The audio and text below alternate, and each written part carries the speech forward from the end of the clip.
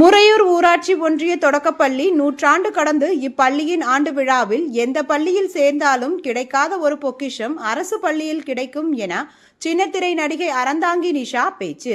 அரசு பள்ளியில் உங்களது பிள்ளைகளை சேருங்கள். சிவகங்கை மாவட்டம் சிங்கமுனரி அருகே முறையூரில் உள்ள ஊராட்சி ஒன்றிய தொடக்கப்பள்ளி நூற்றாண்டு கடந்து செயல்பட்டு வருகிறது. இப்பள்ளியின் ஆண்டு விழாவினை முன்னாள் மாணவர்கள் சார்பில் நடைபெற்றது. இதில் சிறப்பு அழைப்பாளராக சின்னத்திரை நடிகை அறந்தாங்கி நிஷா கலந்து கொண்டார். இதில் பள்ளி மாணவ மாணவிகளின் கலை நிகழ்ச்சிகள் நடைபெற்றது. நிகழ்ச்சியில் கலந்து கொண்ட மாணவ மாணவிகளுக்கு திருக்குறள் புத்தகத்தை முன்னாள் மாணவர்கள் மற்றும் அறந்தாங்கி நிஷா பரிசாக வழங்கினார். பள்ளியினுடைய நூற்றாண்டு விழா, அரசு பள்ளியினுடைய நூற்றாண்டு விழாவாலே ரொம்ப சந்தோஷமா இருக்கும். நான் பின்னாடி சொல்றேன், எனக்கு தெரிஞ்ச அந்த பள்ளியில படிச்ச நிறைய பேர் இந்த கூட்டத்துல உட்கார்ந்து இருப்பீங்க. பள்ளிக்கூடத்துல படிச்சவங்கதான் மிகப்பெரிய சந்தோஷம் என்ன தெரியுமா? தான் படிச்ச பள்ளிக்கு திரும்ப வர்றது சந்தோஷம்.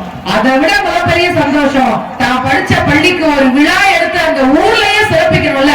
இதை விட சந்தோஷம் இந்த உலகத்துல யாரு எதுக்குமே கிடையாது. நிறைய பேருக்கு கல்வி தானம் செய்யுங்க. கடவுள் கம்ப்யூட்டர் வாங்கினாரு, நீங்க ஒரு விஷயம் பண்ணீங்கன்னா அவர் உங்களுக்கு இன்னும் நிறைய கொடுப்பாரு சொன்னாங்கல்ல. அந்த வார்த்தையெல்லாம் அவ்வளவு உண்மையான வார்த்தை.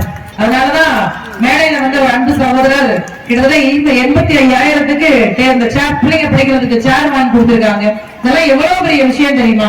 ரொம்ப பெருமையா சொல்லுவேன். நான் அரசு பள்ளி மாணவி.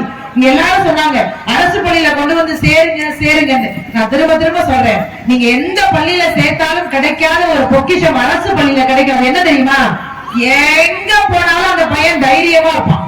தைரியத்தோட இருக்கக்கூடிய அந்த தன்மை எங்க இருக்குன்னா அரசு பள்ளியில படிச்ச எல்லாருக்குமே இருக்கும். என்னை கொண்டு எங்க அப்பா ஸ்கூல்ல சேர்த்தாரு. எங்க பரம்பரையே நான் தான் முதல் பட்டதாரி. அவங்களே சொல்றேன், எங்க வீட்டுல நான் தான் முதல்ல படிச்சேன். எங்க அப்பாவுடைய பெரிய கனவு நான் படிக்கணும். கொண்டு போய் ஸ்கூல்ல கொண்டு போய் தள்ளிட்டாருங்க. என் பிள்ளைக்கு நீங்க தான் அறிவு கண்ணை திறந்து வைக்கணும் அப்படின்னு சொல்லி அப்பாக்கெல்லாம் பள்ளிக்கூடத்துல விட்டுட்டு வந்தாங்க. எப்ப இது ரொம்ப நேர்மையான உண்மை. டீச்சருக்கு அடி வாங்குறது மாதிரி ஒரு சந்தோஷம் இந்த உலகத்துல எதுவுமே கிடையாது. அன்னைக்கெல்லாம் ஒருத்தர் நேரம் ஸ்கூலுக்கே போயிட்டாரு. சார் என் பிள்ளை எப்படி படிக்கிறான்? சூப்பரா படிக்கிறான், பெரிய அரசியல்வாதியா வருவான். எப்படி சார் சொல்றீங்க? என்ன கேள்வி கேட்டாலும் நெஞ்சு வலிக்குதுன்னு படுத்துறாங்க. சார் என் பிள்ளை உங்க பிள்ளைலாம் கண்டிப்பா டாக்டர். எப்படி சார்? என்ன எழுதுறான்னு ஒரு மண்ணு விளங்கல. இருக்கிற நிறைய பெண் பிள்ளைகளா இருக்கீங்க. எனக்கு ரொம்ப ஆச்சரியமா இருக்கு. இந்த உலகத்திலேயே இன்னைக்கு பெண் பிள்ளைகளை கொண்டாடுற மாதிரி அன்னைக்கு கொண்டாடல.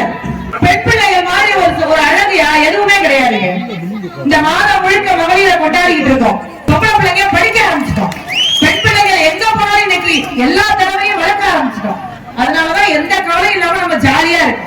எத்தனை பிள்ளைங்க இருக்கீங்க செல்லம்? அப்பாக்கள் கூலி வேலை பார்த்து படிக்க வைப்பாங்க. எல்லாம் படிங்க. நீங்க படிச்ச பள்ளிக்கு நிறைய செய்யுங்க. உங்க கூட இருக்கக்கூடிய நண்பர்களுக்கு நிறைய செய்யுங்க. அப்பா அம்மாக்களுக்கு நிறைய மரியாதை கொடுங்க. தொடர்ந்து எல்லாரும் சொல்ற மாதிரிதான் முடிஞ்சவரை இந்த தொடக்க பள்ளியில உங்களுடைய குழந்தைங்களை சேர்க்க ஆரம்பிங்க. இது உண்மையான விஷயம். மாணவர்கள் குறைய ஆரம்பிச்சுட்டாங்கன்னா, ஆசிரியர்கள் குறைய ஆரம்பிச்சுட்டாங்கன்னா பள்ளி கண்டிப்பா அரசாங்கம் மூடிடும். 100 ஆண்டு கடந்த பள்ளிங்க. அது பொக்கிஷம் இல்லையா? முறையுடைய பொக்கிஷம் இல்லையா அந்த பள்ளி? இன்னும் 100 ஆண்டு அந்த நிகழ்வு நடத்த வேணாமா? இந்த பள்ளியை காப்பாற்ற வேண்டிய மிகப்பெரிய பொறுப்பு இந்த மக்கள்கிட்ட தான் இருக்கு. முடிந்தவரை உங்கள் பிள்ளைகளை அந்த பள்ளியில சேர்க்குமாறு கேட்டு